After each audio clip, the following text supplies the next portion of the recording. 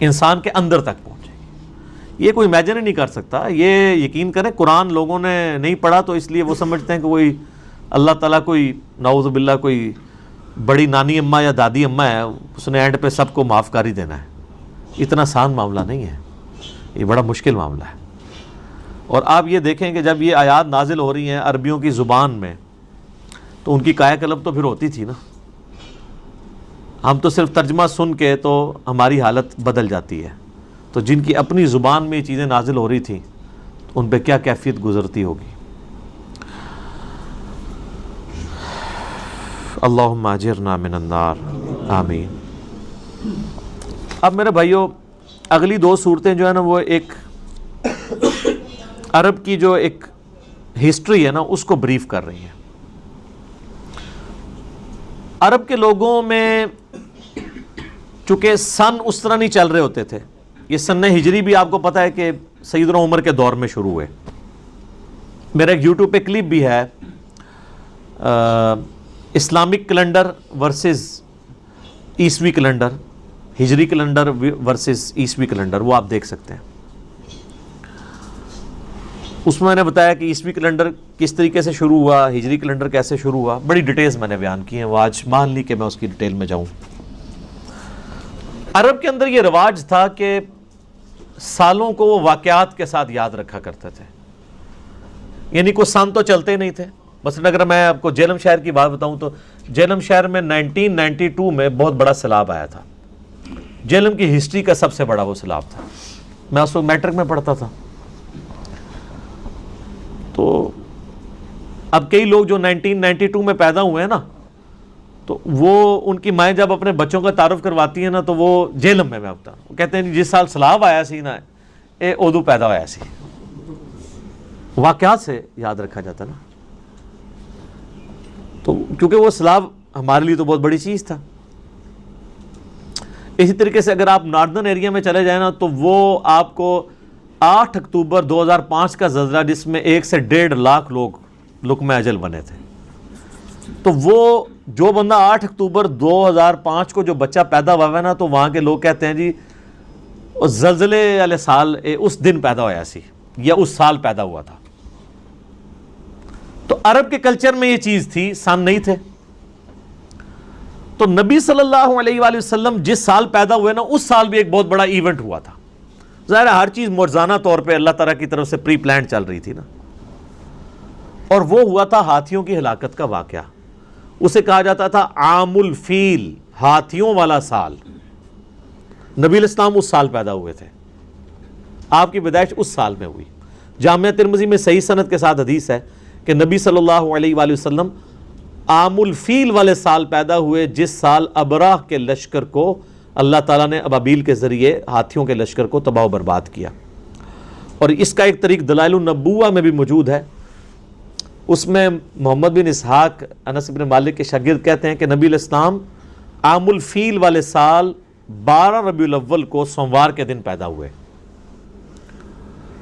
تو یہ واقعہ یوں تھا کہ چونکہ آپ کو پتہ ہے کہ خانہ کعبہ اسلام سے پہلے بھی مشرکین عرب کے لیے ایک ریسپیکٹیبل جگہ تھی, کیونکہ وہ ابراہیمی تھے, حج پہلے بھی کرتے تھے اگرچہ وہ بگڑی فارم میں تھا, اللہ کو مانتے تھے لیکن ساتھ بتوں کو بھی شریک کرتے تھے. تو یمن کا ایک بادشاہ تھا ابراہ, وہ کرسچن تھا, وہ جیلس ہوتا تھا. اس نے بھی یمن کے اندر ایک کعبے کے مقابلے پہ ایک بلڈنگ کھڑی کی اور ارادہ کیا کہ لوگوں کو اس طرف مائل کیا جائے کہ وہ یہاں پہ بھی آیا کریں حج کے لیے اور خانہ کعبہ کی رونق ختم ہو جائے. چونکہ خانہ کعبہ کی رونق جو ہے وہ عرب کے لوگوں کی اکانومی کا ایک ذریعہ بھی تھی. ظاہر ہے اتنے ٹورسٹ آج بھی آپ دیکھ لیں, دنیا میں کون سا ملک ہے جس میں اتنے زیادہ لوگ کروڑوں کی تعداد میں جاتے ہوں اور وہاں پہ دیکھنے کی کوئی چیز نہ ہو. یعنی آپ اگر مکہ شریف چلے جائیں تو نہ تو وہاں پہ کوئی سبزہ ہے, چٹیل کالے پہاڑ ہیں, ٹورزم کی جو جگہ ہی کوئی نہیں ہے وہ, لیکن اتنی بڑی یعنی ان کی اکانومی ٹورزم کی اسی کے اوپر چل رہی ہے, اتنی خریداری ہوتی ہے. تو اس زمانے میں بھی یہ تھا کہ چونکہ پوری دنیا سے لوگ آتے تھے, ایک بابرکت جگہ سمجھی جاتی تھی. تو ابرا نے یہ پلان کیا کہ میں ایک بلڈنگ مقابلے پہ بناؤں تاکہ لوگ یہاں پہ آنا شروع ہو جائیں. تو وہ وہاں پہ تو لوگ ظاہر نہیں جائیں گے. اللہ نے دل جوڑے ہیں اس طرف. سورۃ الحج میں آتا ہے کہ ہم نے ابراہیم سے کہا اناؤنسمنٹ کر, تم دیکھو کہ دور دراز علاقوں سے بھی لوگ پتلے پتلے اونٹوں پہ بیٹھے, یعنی اونٹ بھی پتلے ہو جائیں گے سفر کرتے کرتے, اور وہ یہاں پہ پہنچیں گے. الٹیمیٹلی یہ ہوا کہ قریش مکہ میں سے کسی نے جا کے نا, اس نے وہ جو کعبے کے مقابلے پہ وہ جو کوئی بلڈنگ بنائی تھی وہاں پہ جا کے اس نے جا کے رفع حاجت بھی کر دی. تو ابرا کو پھر غصہ آ گیا. اس نے پھر کہا کہ میں نا کعبے کے اوپر چڑھائی کر کے کعبہ ہی ختم کروں گا. اس کے لیے وہ ہاتھیوں کا لشکر لے کے آیا, اور یہ ایک معجزانہ واقعہ تھا. اللہ تعالیٰ نے اس سال کو ایک منسوب کرنا تھا اس چیز کے ساتھ. ادروائز تو بعد میں صحیح مسلم میں آتا ہے یزید نے بھی کعبے پہ چڑھائی کی ہے, خانہ کعبہ کی ایک دیوار بھی ڈیمیج ہوئی, غلاف کعبہ بھی جل گیا. اس کے بعد حجاج بن یوسف نے بھی یہ کیا. تو اس وقت تو کوئی اللہ تعالیٰ کی طرف سے غیبی مدد نہیں آئی ہے. حتیٰ کہ بخاری میں آتا ہے قرب قیامت میں ایک کالا حبشی پتلی ٹانگوں والا کعبے کی اینٹ سے اینٹ بجا دے گا. تو دنیا کو اللہ نے بقدر ایفرٹ رکھا ہے. وہ ایک ہی واقعہ ہوا تھا, آگ بھی ایک ہی دفعہ ٹھنڈی ہوئی ہے حضرت ابراہیم کے لیے. بعد میں تو صحابہ کرام آگ میں جلائے بھی گئے. تو وہ جب لشکر لے کے آیا تو اللہ تعالیٰ نے پرندوں کے چھوٹے چھوٹے پرندے ابابیل بھیجے جنہوں نے زمین سے کنکریاں اٹھائیں. یہ جب بارش پڑتی تھی نا عرب میں, تو وہ جو کنکریاں یعنی بارش کے قطرے گرنے سے جو وہاں کی مٹی ہے اس میں چھوٹے چھوٹے وہ کنکر بن جاتے تھے. جب ان کو دھوپ پڑتی تھی تو وہ ایک چھوٹے چھوٹے آپ سمجھ لیں گولیاں پتھر بن گئے. اور جب آپ اتنی ہائٹ سے وہ پتھر نیچے پھینکیں تو وہ پھر کس سپیڈ سے آ کے لگتا ہے. یہ تو اللہ نے معجزہ کیا ہوا ہے کہ جو آپ کی بارش نازل ہوتی ہے نا, اگر اس میں جو اولے ہیں یہ بھی اس طریقے سے آ کے پڑے نا تو یہ تو سب کچھ ڈیمیج ہو جائے. اس کی سپیڈ کنٹرول ہو جاتی ہے. اللہ نے ایسا سسٹم رکھا ہوا ہے اس میں. تو وہ آسمان سے ابابیلوں نے وہ کنکریاں پھینکی. اتنی اوپر بلندی سے جب کنکریاں آگے گریں گی تو وہ جس چیز میں پڑیں گی ظاہر ہے کہ وہ تو گولی کی طرح لگیں گی. تو وہ ہاتھیوں کو بھی انہوں نے ڈیمیج کر کے زخمی کر دیا, اور لاشیں ہاتھیوں کی بکھری پڑی ہوئی تھیں. آج بھی اگر آپ میدان عرفات سے مزدلفہ کی طرف پیدل راستے سے آئیں نا تو وہ وادی آتی ہے جہاں پہ وہ ابرا کا لشکر تباہ کیا گیا تھا, اور نبی الاسلام نے حکم دیا کہ وہاں سے تیزی سے گزرا جائے کیونکہ وہاں پہ اللہ کا عذاب نازل ہوا تھا. تو وہاں سے بھی لوگ بھاگتے ہوئے گزرتے ہیں. اگرچہ اب تو وہاں کوئی عذاب کے آثار نہیں ہے, لیکن ایک سنت ہے, جیسے صفا مروہ میں بھی بھاگتے ہیں. تو وہ آسمان سے یعنی پرندوں نے اپنی چونچوں میں زمین سے اٹھائے اور وہ پتھر پھینکے. یہ معجزانہ طور پہ ہوا ہے, نہ اس سے پہلے ہوا ہے نہ بعد میں ہوا ہے. اور وہ پھر ہاتھیوں کی لاشیں گری پڑی ہوئی تھی, بھوسے کی مانند وہ زمین پہ بکھرے ہوئے تھے. تو اس واقعے کا ذکر اللہ تعالیٰ نے کیا ہے, یعنی قریش مکہ کو اپنی طاقت بتائی ہے کہ میرے لیے تمہیں تباہ و برباد کرنا کوئی مسئلہ نہیں ہے. تم نے تو یہ منظر اپنی آنکھوں میں سے, تمہارے ماں باپ زندہ ہیں جنہوں نے یہ منظر اپنی آنکھوں سے دیکھا ہوا ہے. تو اللہ تعالیٰ کے لیے مسئلہ ہے کہ اپنے نافرمانوں کو تباہ و برباد کر دے. تو وہ سال کہلاتا تھا عام الفیل, ہاتھیوں کی تباہی کا سال. اور نبی الاسلام کی پیدائش اسی سال ہوئی 571 عیسوی. عام الفیل بنتا ہے. الم تر کیف فعل ربک باصحاب الفیل, کیا تم نے نہیں دیکھا کہ تمہارے رب نے ہاتھی والوں کے ساتھ کیا سلوک کیا. الم یجعل کیدہم فی تضلیل, کیا اللہ نے ان کے مکر و فریب کو ناکام نہیں کر دیا. کتنے کر و فر کے ساتھ وہ بادشاہ آیا تھا کہ میں کعبے کو ڈھانے جا رہا ہوں. پھر بدماشی اس نے کی. جو عبد المطلب تھے نبی الاسلام کے دادا, وہ خانہ کعبے کے اس وقت سردار تھے, یعنی مکے کے. ان کے اونٹ بھی ہانک کے لے گیا. تو یہ پھر گئے, جا کے اونٹ واپس لیے. تو اس نے کہا اونٹ تو لینے آئے ہو تو کعبہ, میں تو کعبہ گرانے کے لیے. ان کا کعبہ جس کا ہے وہ اس کی حفاظت کرے گا. یعنی عبد المطلب کا جو یقین تھا نا کعبے کے بارے میں, وہ آج کی سعودی حکومت کا نہیں ہے. یہ میں آپ کو یہ بتانا چاہ رہا ہوں. تو اللہ تعالیٰ فرماتا ہے کہ دیکھو ہم نے ان ہاتھی والوں کے ساتھ کیا کیا, ان کے مکر و فریب کو ناکام کر دیا. وَأَرْسَلَ عَلَيْهِمْ طَيْرًا أَبَابِيلَ, اور ہم نے بھیج دیے ان پر پرندے, غولوں کے غول. تَرْمِيهِمْ بِحِجَارَةٍ مِّن سِجِّيلٍ, جو ان پہ رمی کرتے تھے, برساتے تھے ان پہ پتھر. کنکریاں، چھوٹے چھوٹے پتھر کی کنکریاں اوپر سے پھینک، بعد انہوں نے پھینکے ہی ہے، ظاہر ہے انہوں نے کوئی گنیں نہیں تھی اٹھائی ہوئی، اتنی بلندی سے اگر چھوٹا سا پتھر بھی پھینک دیا جائے تو سر وہ آپ کو پتا ہے، آپ کو آج سائنس بتائے گی نا کہ ہر سیکنڈ میں 9.8 میٹر پر سیکنڈ کی رفتار اس میں ایڈ ہوگی، ویلاسٹی جو گریویٹیشنل ایکسلریشن ہے۔ تو سر آپ اتنی سی بھی جھیل جو ان پہ رمی کرتے تھے، برساتے تھے ان پہ پتھر، کنکریاں، چھوٹے چھوٹے پتھر کی کنکریاں اوپر سے پھینک، بعد انہوں نے پھینکے ہی ہے، ظاہر ہے انہوں نے کوئی گنیں نہیں تھی اٹھائی ہوئی، اتنی بلندی سے اگر چھوٹا سا پتھر بھی پھینک دیا جائے تو سر وہ آپ کو پتا ہے، آپ کو آج سائنس بتائے گی نا کہ ہر سیکنڈ میں 9.8 میٹر پر سیکنڈ کی رفتار اس میں ایڈ ہوگی، ویلاسٹی جو گریویٹیشنل ایکسلریشن ہے۔ تو سر آپ اتنی سی بھی چیز اگر آپ بلندی سے پھینک دیں اور ہر سیکنڈ میں اس کی رفتار 9.8 میٹر فی سیکنڈ ایڈ ہوتی انڈر گریوٹی کہاں سے کہاں آ جائے گی۔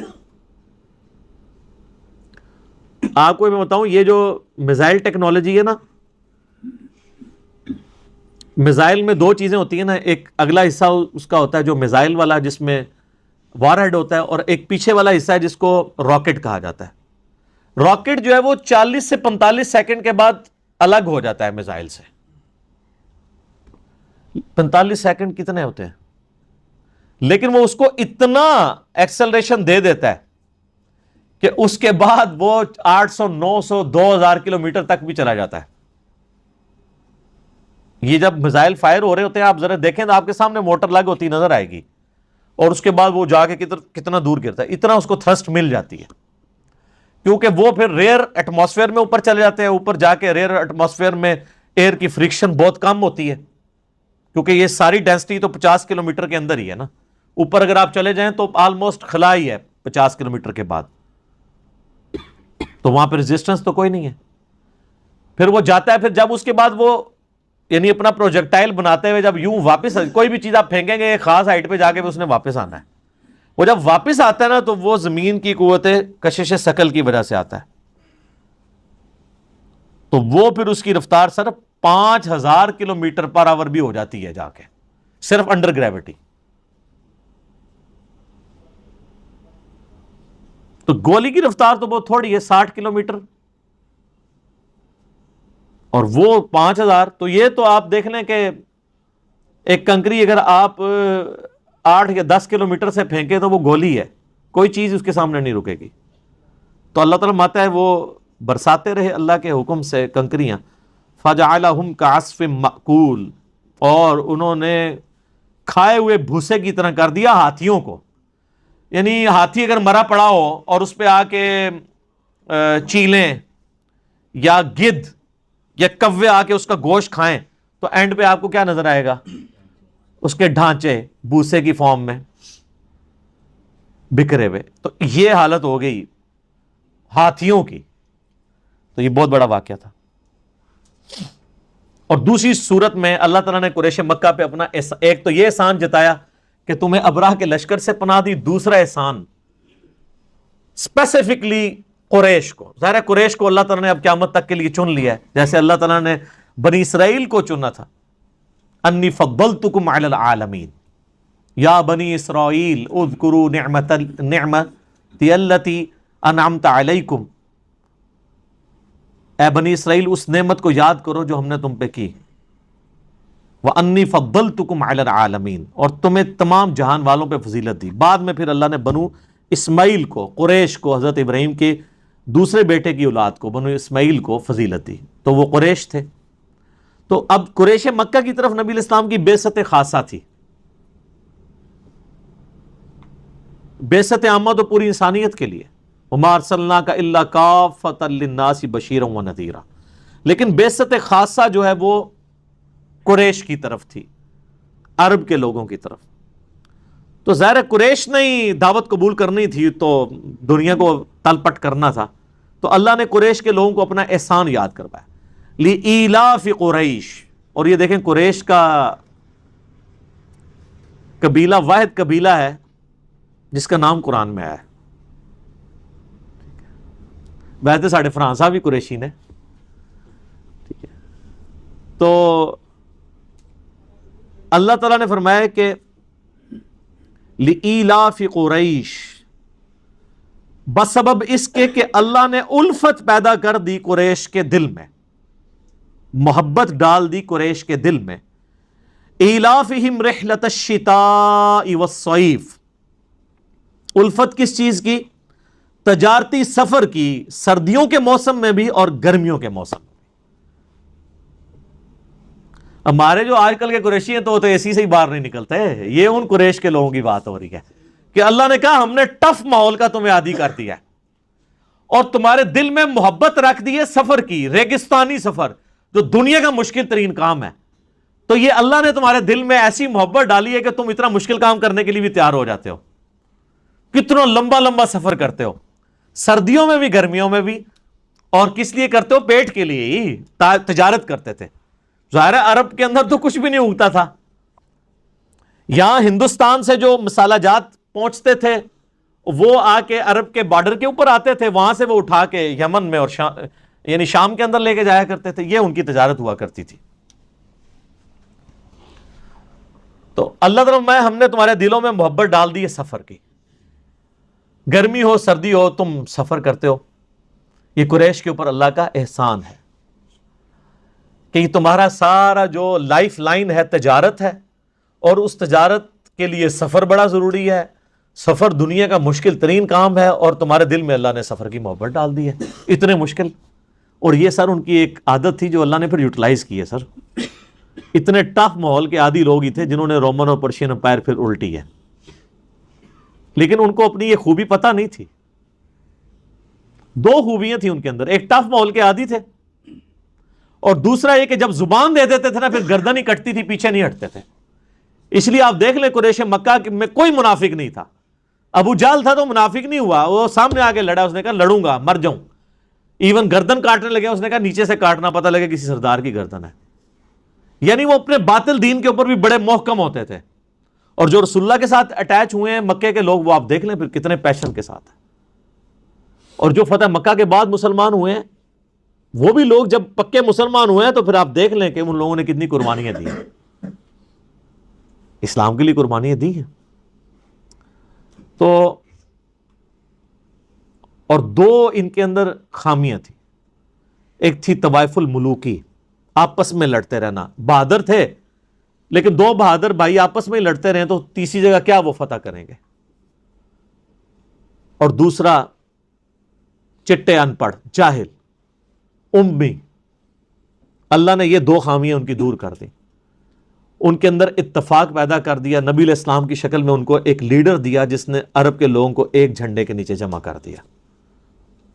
پھر سر دنیا کی کوئی پاور ان کا مقابلہ نہیں کر سکتی تھی، اگرچہ ان کے پاس اسلحہ نہیں تھا، لیکن انہوں نے رومن اور پرشین امپائر سے ان کا اسلحہ چھین کے ان کو گرا دیا۔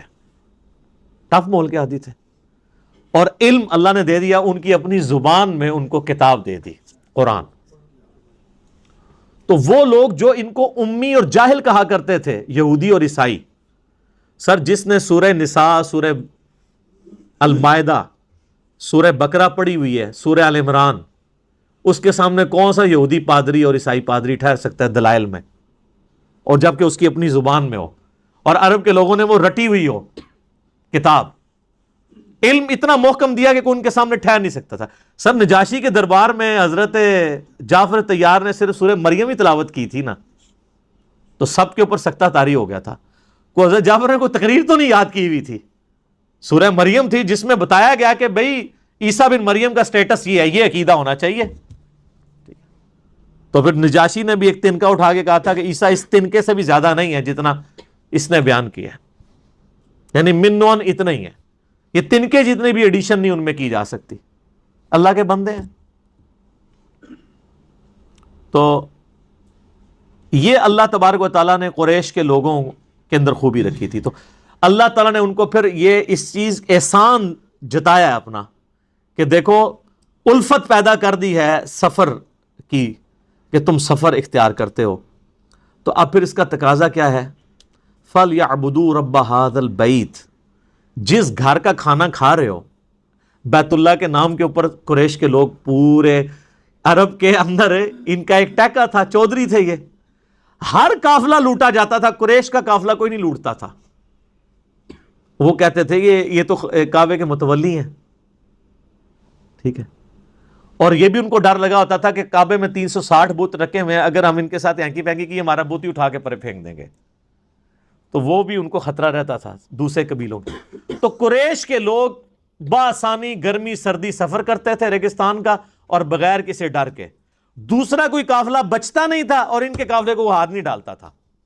ڈاکو تھے نا، وہ پتہ لٹیرے عرب کے لوگ، ان کا گزر بسر ہی اس طرح ہوتا تھا قافلوں کو لوٹ کے۔ ظاہر ہے جب وہاں پہ کوئی اناج بھی نہیں اگنی، کوئی معدنیات بھی نہیں ہے، تیل بھی تو ابھی آگے دریافت ہوا ہے نا، تو بیچارے کھائے پیئیں گے کہاں سے؟ اسی طریقے سے ہی کرتے تھے وہ۔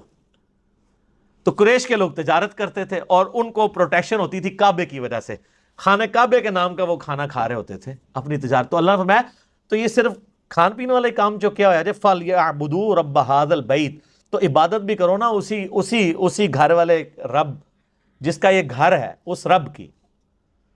ساتھ بت کیوں رکھے ہوئے ہیں، شرکاء کیوں شریک کیے ہوئے ہیں؟ اس رب کی عبادت کرو جس کا یہ گھر ہے کعبۃ اللہ۔ الذی اطعمہم من جوع، وہ اللہ جس نے تمہیں کھلایا جبکہ تم فاقے میں تھے، وآمنہم من خوف، اور تمہیں امن دیا خوف میں۔ سارے قافلے خوف کی حالت میں گزرتے ہیں اور قریش کے قافلے کو کوئی لوٹتا ہی نہیں ہے۔ کیسا امن دیا ہے؟ کس کی برکت سے؟ کعبے کی برکت سے۔ اور اسی کعبے کی برکت سے جو تم تجارت کرتے ہو، تمہارا سارا کھانا پینا اس تجارت پہ ڈیپینڈنٹ ہے، وہ بھی کعبے کا ہی کھا رہے ہو۔ تو اس کا تقاضا نہیں ہے کہ جس رب کا یہ گھر ہے اس کی پوجا بھی کرو۔ یہ اللہ نے ان کو احسان جتایا۔ یہ سورہ قریش آپ نے کئی بار سنی ہوگی، لیکن آپ کو پتہ نہیں اس کے اندر کیا قیامت ہے۔ یہ قرآن کی وہ سورت ہے، میں جتنی بار پڑھتا ہوں نا میرے پہ وجد طاری ہو جاتا ہے، میں اس زمانے میں پہنچ جاتا ہوں کہ کس لیول پہ جا کے اللہ تعالیٰ نے اس قوم کو، جن میں قریش کے اندر ہی پیغمبر کو بھیجا ہے، اور اس قریش کی قوم کو اللہ نے تیار کیا ہے دنیا کی امامت کے لیے۔ اس ایک چھوٹی سی صورت میں آپ دیکھ لیں، اللہ تعالیٰ نے پوری کی پوری ان کی ہسٹری لپیٹ دی ہے۔ کیا سوز و گداز ہے! یہ تو قریش کے لوگ جب یہ صورت سنتے تھے تو پھر ان کی چیخیں نکلتی تھی کہ اللہ ڈائریکٹ ہم سے مخاطب ہو رہا ہے کہ دیکھو تمہیں اللہ تعالیٰ نے دنیا کی امامت کے لیے اٹھا لیا ہے، اس گھر کی وجہ سے سب کچھ کرتے تھے، اب وقت آ گیا کہ تم ہمارے پیغمبر کے ساتھ ملو، ان پہ ایمان لے کر آؤ اور خالص توحید کے ساتھ اللہ تعالیٰ کی عبادت کرو، تو دنیا میں پھر اللہ تمہیں امام بنائے گا۔ پھر امام بنایا نا قریش کے لوگوں کو۔ ایمان تو آخر میں لے کے آئے ہیں، کچھ لوگ شروع میں آ گئے، لیکن پھر حق ادا کیا ہے، اس میں کوئی شک نہیں ہے۔ تو یہ جناب سورہ قریش ہے۔ ہمارے جو قاری حضرات ہیں انہوں نے یہ دو صورتیں رٹی ہوئی ہیں۔ ہر دوسری نماز میں الم تری کیف فعل، پہلی رکعت ہی پڑھ دینے، دوسری رکعت ہی کے پڑھ دینے لإیلاف قریش۔ اس قاری سے پوچھا جائے یہ جو تو پڑھ رہا ہے اس کا مطلب تجھے پتہ ہے کیا ہے؟ لإیلاف قریش ایلافہم رحلۃ الشتاء والصیف۔ کیا قیامت مضمر ہے، کیا سوز و گداز ہے اس صورت کے اندر۔ ایک یہ صورت ہے، اور دوسری انشاءاللہ اگلی دفعہ آئے گی اذا جاء نصر اللہ والفتح، جس میں نبی علیہ السلام کی وفات کی خبر اللہ تعالیٰ نے دے دی کہ اب